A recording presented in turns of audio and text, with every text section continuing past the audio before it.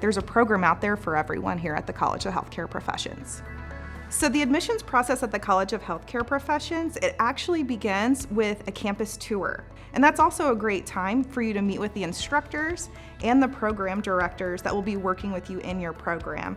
An admissions advisor will support you through your decision-making process and start helping you map out your plan by first learning more about what your specific needs are and what your expectations are going to be out of your education. All of our departments work very cohesively with you to ensure that we understand exactly what it is that you may have concerns or questions about, so we can be proactive in helping you find the best solution. On behalf of CHCP Admissions, we look forward to greeting you for your first visit on campus and helping you start and plan the career of your life.